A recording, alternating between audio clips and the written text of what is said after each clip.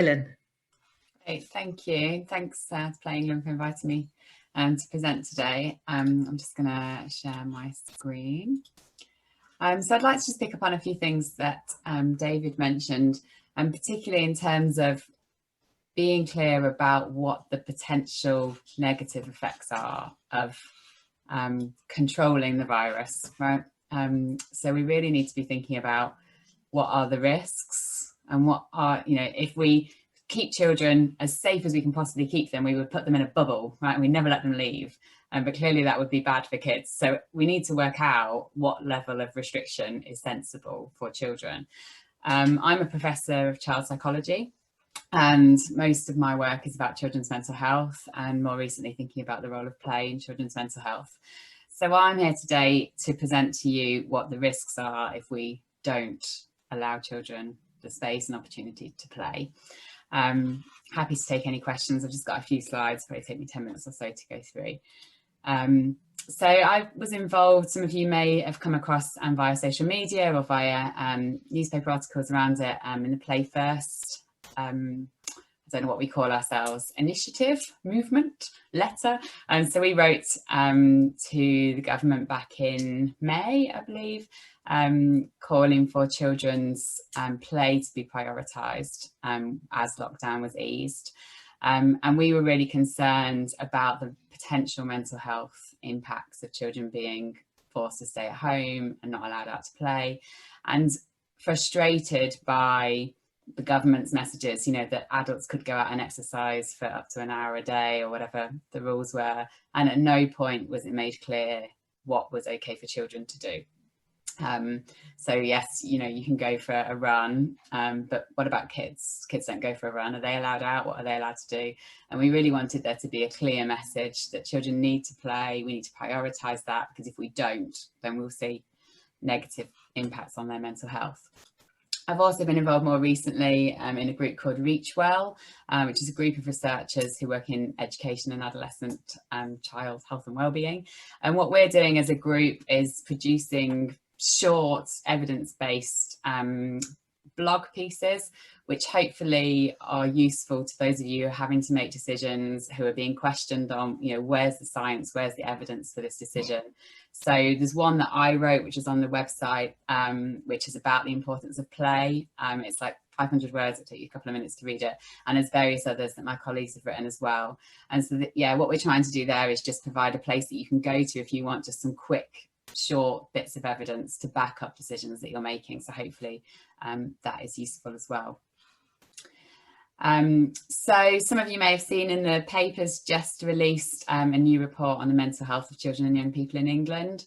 So this is a study where they follow children over time so that we can track what's happening to their mental health.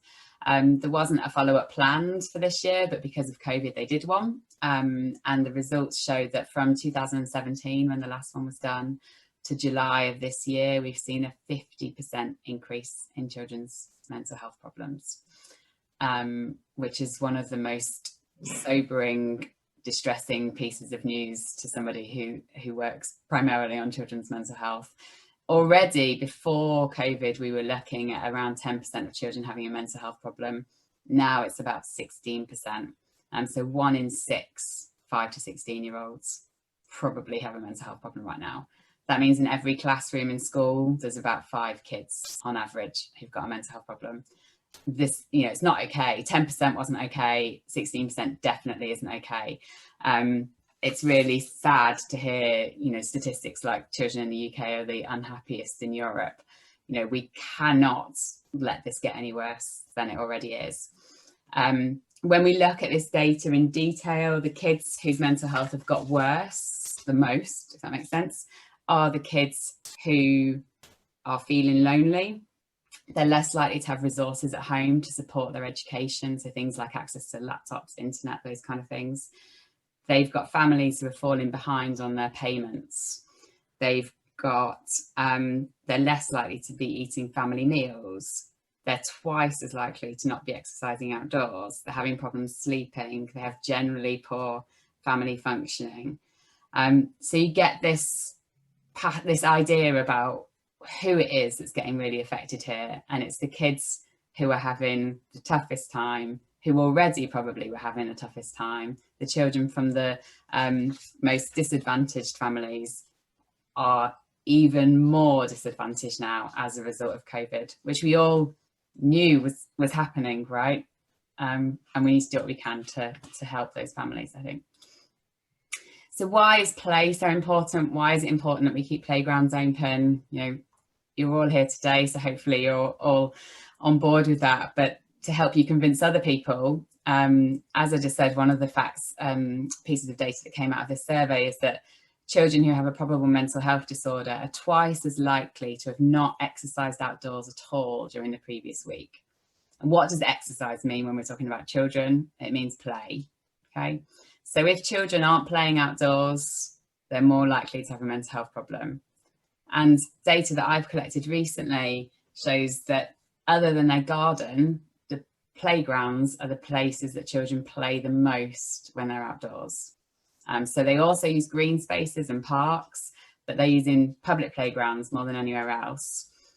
And if you're a family who don't have a garden, that means the playground is the #1 place for you to play when you're outdoors. And when we're thinking about those kids for whom their mental health has got significantly worse during lockdown, you know, the families who are falling behind with their payments, the families whose parents have mental health problems or are experiencing distress, those families are more likely to not have a garden. So playgrounds have a really crucial role for these families. And when we think about free play more generally, so this is just letting kids play the way they want to play, do what they want to do. It's not about an adult saying, right, we're going to play football outside, just giving them the freedom to play. It's enjoyable, kids like it. It also, really importantly, increases their sense of control. And right now, pretty much since March, kids have felt like they've got no control over anything. I mean, I think as adults, we feel a lack of control. Imagine what that feels like for children. And it helps them make sense of things. So I've heard lots of stories about children making up, you know, corona tag, shadow tag, games around the pandemic. My own son made up a game that was called virus tag or something with some kids he met when we were camping. But it helps them to make sense of what's going on in the world around them. They need that opportunity to play. It helps them express themselves and it supports their relationships. So there are broad benefits to play, and children need that access to outdoor play and to playgrounds. From more of a sort of sciencey perspective, we know if we look at children who are in distress because they're in hospital, their stress decreases if they're given opportunity to play. So if we want to support children who are struggling because of lockdown, struggling because of going back to school, struggling because of whatever might be going on in their life, giving them opportunity to play decreases the stress, it lowers their anxiety, they have fewer negative emotions. So the science is there also to support the idea that allowing children to play is going to be really beneficial for helping them during this time. It's not just about play on playgrounds. For those of you who are also in charge of kind of bigger public spaces, parks and things like that, just allowing children to be in nature, access to nature, trees, green space, blue space if you've got water, are beneficial for children's mental health as well. So visits to nature are associated with decreased stress. Viewing or being in natural environments reduces those physiological measures of stress, things like blood pressure and heart rate. And spending time in nature leads to improvements in mental health and emotion regulation for children. So the take-home messages: children need opportunity to play outdoors. For most kids, they need access to playgrounds and parks in order to, or for a lot of children, they would need access to playgrounds and parks in order to do that. The benefits that these offer to children can be huge, particularly if they're children for whom home isn't a particularly happy place, or for whom there isn't a nice green garden for them to be playing outdoors in at home. So it's vital that we keep these spaces open and we support children to access them, because having the parks open but a message that they shouldn't be being used equally is not particularly helpful. So thank you for inviting me. Thanks for listening. Happy to take any questions. That's helpful. Thank you, Helen. That's really an important message to remember, all the reasons why we're fighting to ensure that children still get to play. We have got a couple of questions. And I think one of the key questions that comes up is about different ages of children and whether the impact is different on the different ages. So there's questions about teens, for example, whether they, is it just play that they need or not? And, you know, it'd be interesting to hear your view, because when, you know, people often think sort of 6, 7, 8-year-olds when we talk about play, and do you think that's all we're talking about or not? It's a really interesting question. So some data that we've collected showed actually that adolescents' mental health was getting better during lockdown. We think primarily because they didn't particularly like going to school, so not going to school was good. But this bigger data on the nationally representative sample shows that actually that, you know, across all ages, mental health problems are getting worse. Okay, so it's definitely not the case that this data is like a subgroup of kids. Everybody, all kids, you know, on average, that's getting worse. In terms of play, I know that most teenagers wouldn't say that they're going out to play, and they wouldn't say necessarily what they're doing is play, but they still have a right to do freely chosen activities, right? So doing what it is that they want to do with the people they want to do it for as long as they want to do it is still free play. And most of the time, if you actually look at what they're doing, it's fairly playful. They just don't think of it as play. And you know, parks, public spaces, playgrounds are places for them to go. And particularly at the moment, you know, depending on where you live and what the restrictions are, being indoors isn't straightforward. And we already heard from David that, you know, in terms of risk of transmission, being outdoors is better. So we definitely, you know, we need to be letting teenagers go out and see each other and things as well, even if we might not call that play, but they need the space to do it as much as a 4-year-old does. Yeah, I think some people call it antisocial behaviour rather than play. But there is a question about antisocial behaviour, and I guess that is something that always comes up for all grown-ups when they see groups of teenagers out together. And I guess as long as they're within their group of 6, is there any other hints and tips you can give us around supporting older children to be out and about? Yeah, it's tough, isn't it? Because, you know, what do people mean when they actually say antisocial behaviour? Because having 6 15-year-old boys hanging out and having a chat or riding their bikes around is not antisocial behaviour. You know, we live here. I have young children who live here, and teenagers live here. You know, older people live here. That, you know, we all have to share the space, and we shouldn't be judging them just being as antisocial behaviour. But granted, sometimes there is in fact antisocial behaviour, right? And I think it's important that we separate those things. So I don't particularly like it if I take my kids to the park and there's, you know, beer cans all over the floor. That doesn't make me particularly happy as a parent or as a psychologist. But I think, you know, I haven't seen any data, but it's not what I specialise in terms of whether antisocial behaviour is increased. I think if it has, it's probably because we've forced kids, older kids, all of us, to stay home and controlled what they do, and everybody's had enough of it, you know, and we all feel like that probably as adults, you know, but remember what it was like when you were a teenager. You don't quite have those same skills to regulate, you know, this is annoying me and I feel frustrated about it, but it's all right, it's for the greater good, it won't last forever, you know. So of course they're annoyed and frustrated, you know, we all are, and they might just be expressing it a little bit more.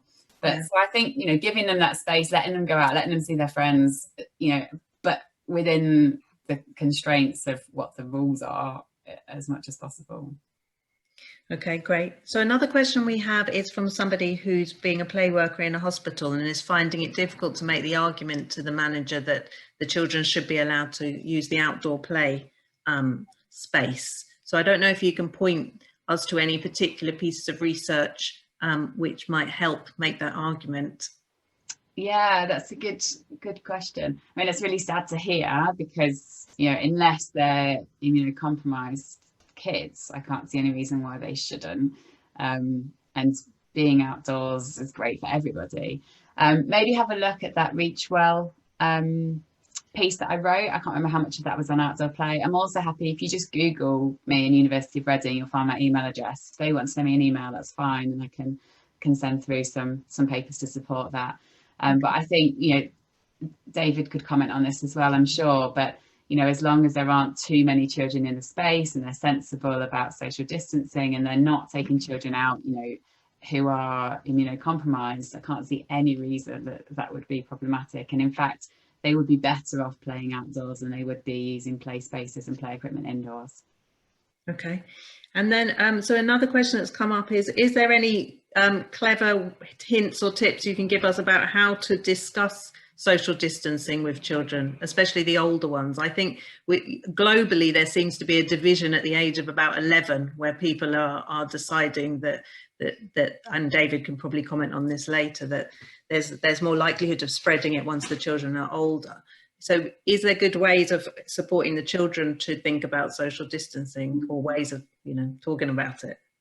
I think one of the things that's really, really tricky is the contradiction in messages. So lots of our, teenagers are going to school and not social distancing from the people they're in their class with, or the people in their year group with, depending on how big the bubble happens to be at their school. If they then see those same kids outside of school, it doesn't make any sense to them, or to us probably, to say to them, I know that you sat next to each other at lunch today and you played football on the playground, but now you're not in school, could you stay 2 meters apart? I mean, they're just not going to do it. And it just doesn't make any sense to ask them to do it. And I think depending on their age, it's also quite difficult for them to get their head around. It's okay for you to be close to that person because you're at school with that person, but you can't be close to that person because you're not.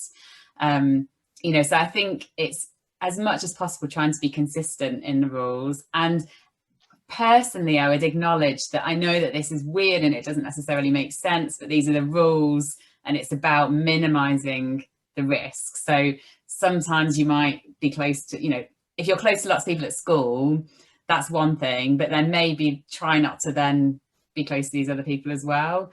But it's really, really difficult because of that contradiction, I think.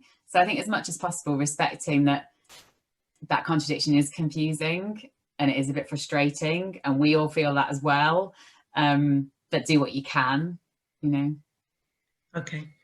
All right, that's brilliant. So I think I invite you all to put any more questions as we continue through the session into the chat, and there should be some time at the end where we can come back to all our panel members and see what they're thinking about your questions.